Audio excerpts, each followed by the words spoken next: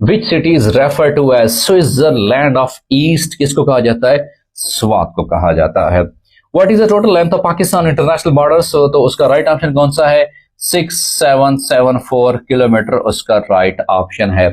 उसके बाद which Indian prime minister visited Minar Pakistan, वो कौन से थे? वो वाजपेयी साहब थे, याद रखिएगा, इंडियन प्राइम मिनिस्टर के जिन्होंने मीनार पाकिस्तान का विजिट किया था।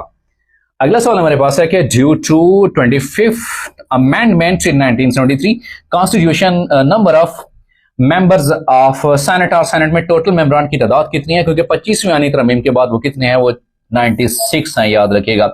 और जो 26वीं आईनी तरमीम की गई थी उसमें बेसिकली ये कहा गया था कि सुप्रीम कोर्ट का जो चीफ जस्टिस होगा उसका इख्तियार किसके पास होगा? बेसिकली सुप्रीम जुडिशियल काउंसिल बनाई जाएगी और फिर उस सुप्रीम जुडिशियल काउंसिल ये उनको इख्तियार दिया जाएगा कि जो 3 सीनियर मोस्ट जजेस हैं उनमें से वो सुप्रीम जुडिशियल काउंसिल जिसका इंतखाब करना चाहे वो कर सकती है।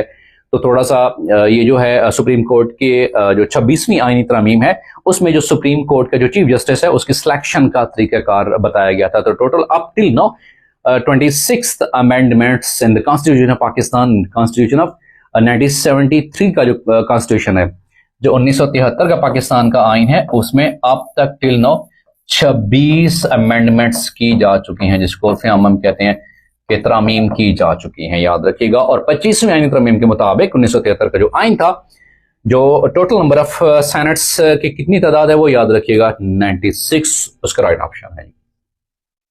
अगले सवाल की तरफ बढ़ते हैं कि अगला सवाल हमारे पास कौन सा है।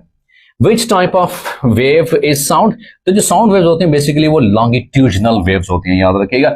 SI system international power is what होता है, याद रखिएगा जी। तो पावर का फार्मूला अगर पूछा जाए, पावर इज इक्वल टू, याद रखिएगा, वर्क ओवर टाइम होता है, याद रखिएगा जी।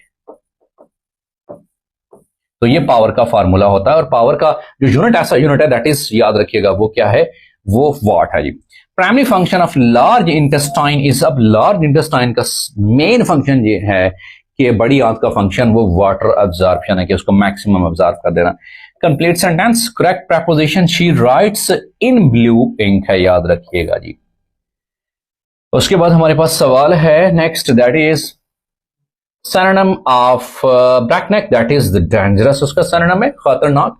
और एंटोनिम ऑफ फॉर्टिट्यूड का एंटोनिम क्या है? वीकनेस, कमजोरी। उसके बाद है कि change the voice, I know him, या मोस्टली स्टूडेंट्स ने ये सोचा होगा क्योंकि पैसिव वॉइस में बाय इस्तेमाल करते हैं तो ही इज नोन बाय मी आएगा, ये गलत है।